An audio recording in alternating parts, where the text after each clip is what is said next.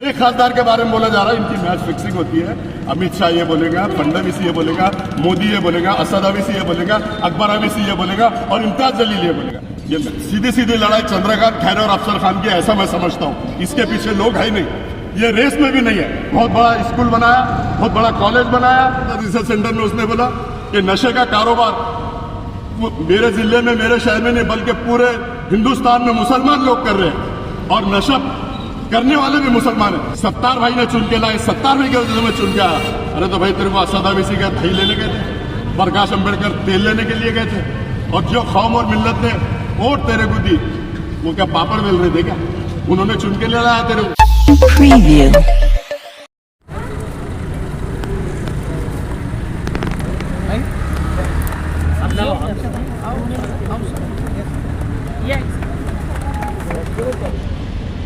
अभी फिलहाल में अपने गृह मंत्री अमित शाह जी यहाँ सभा हुई है, उन्होंने नहीं किसको बोले उखाड़ के देखिए मजलिस का, तो ये बोलो ना।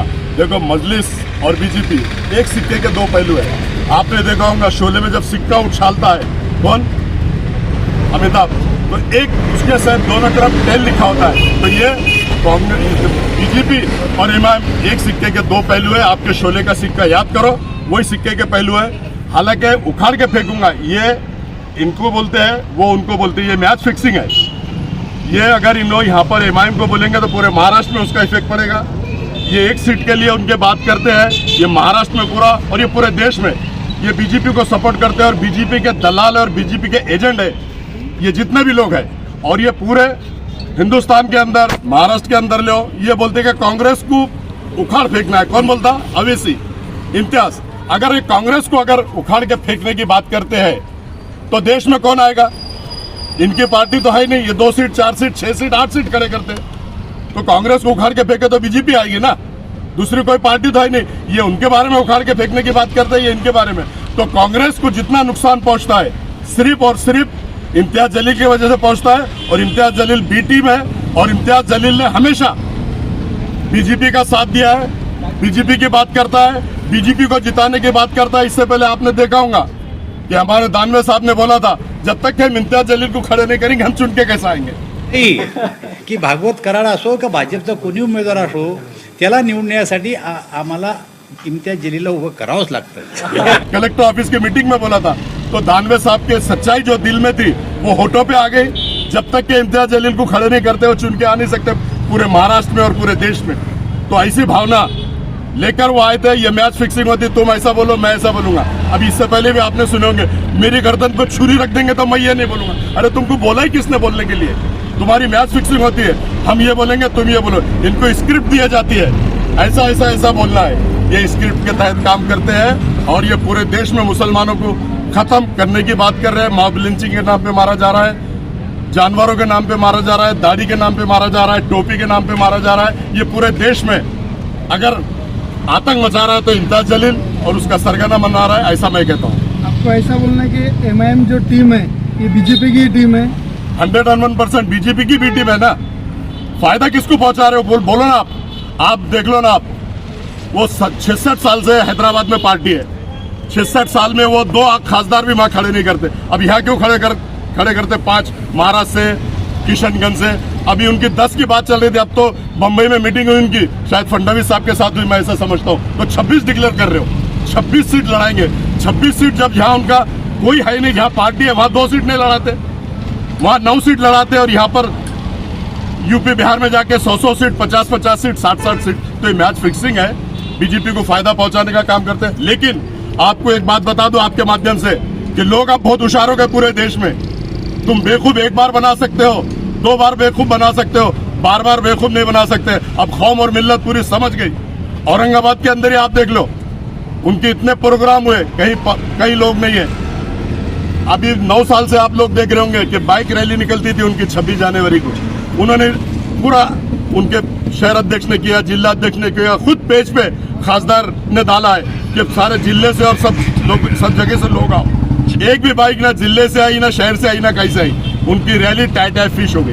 अब उनके पैर के नीचे की जमीन खिसक गई, लोग समझ गए कहीं भी लोग आने को तैयार नहीं है। आपने देखा होगा दारुसलाम की 3 मीटिंग, वहां भी लोग आए नहीं। कटकट गेट पे हालत हाजरा पे मीटिंग ली। कह रहे हैं क्या उस सभा में सबसे ज्यादा टारगेट है ना एमआईएम कुछ किया गया, क्या कहना है इस पर? कोई एमआईएम को टारगेट नहीं किया। एमआईएम के बारे में वो बोलेंगे और वो एमआईएम के बारे में बोलेंगे तो ही बीजेपी जीत के आएंगे ना। ये मैच फिक्सिंग है।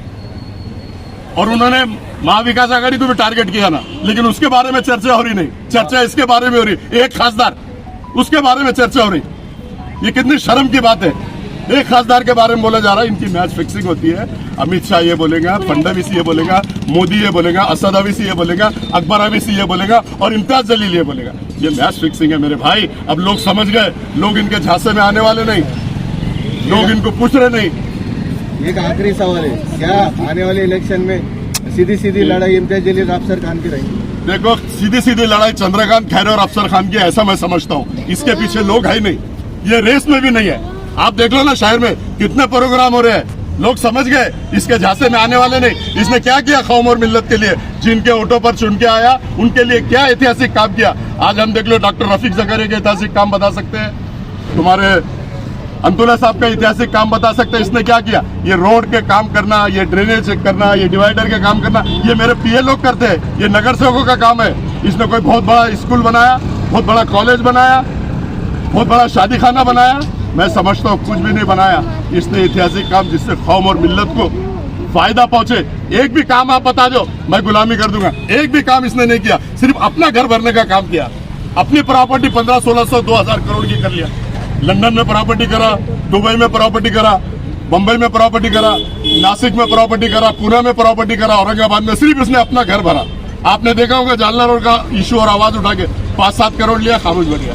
अब आपने देखा होगा यहाँ पर आवाज उठाया उसने शेंद्रा का, उसमें भी गांधी जी आएंगे, गांधी जी का बंडल आ गया, मुंह बंद हो जाता है। हर जगह मैनेजमेंट करता है, हर जगह मैनेज हो जाता है। इसलिए इसने हर धंधे करके, हर लोगों को ब्लैकमेल करके 1600 से 2000 करोड़ कमाया। इसने अपना घर भरा। ये गांधी जी का पुजारी है, पब्लिकों का पुजारी नहीं है। पब्लिक का काम नहीं करता। और एक तुमने देखा होगा मौलाना आजाद रिसर्च सेंटर, मौलाना आजाद का हज हाउस में जो ओपनिंग हुई, और मौलाना आजाद रिसर्च सेंटर में, दोनों बातें मैं आपको बताता। मौलाना आजाद रिसर्च सेंटर में उसने बोला कि नशे का कारोबार मेरे जिले में, मेरे शहर में नहीं बल्कि पूरे हिंदुस्तान में मुसलमान लोग कर रहे हैं, और नशा करने वाले भी मुसलमान है। मतलब ये मुसलमानों को बदनाम करने का काम कर रहा है रिसर्च सेंटर के अंदर।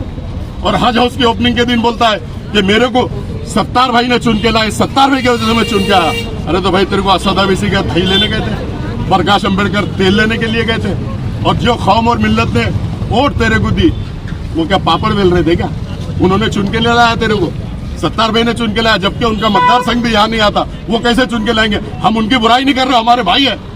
लेकिन गिराक देख के पूड़ी बांधता है खासदार, गिराक देख के पूड़ी बांधता है। इसलिए सत्तार भाई को वहां पर बोल रहा है उन्होंने चुना के लाए।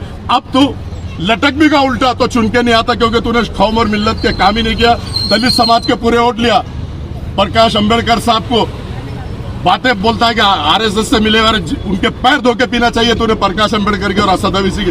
तेरी हैसियत और औकात तो नगर सेवक बनने की भी नहीं है। नहीं तो तू असद अवीसी को बाजू रख, प्रकाश अंबेडकर साहब को बाजू रख, हैंड टू हैंड नगर सेवक जो वार्ड तू डिसाइड कर। अफसर खान वहां से तू और मैं अपक लड़ेंगे, कौन चुन के आता देख। तेरी हैसियत क्या है और अफसर खान की औकात क्या है, ये लोग बताएंगे, ऐसा मैं कहता हूँ।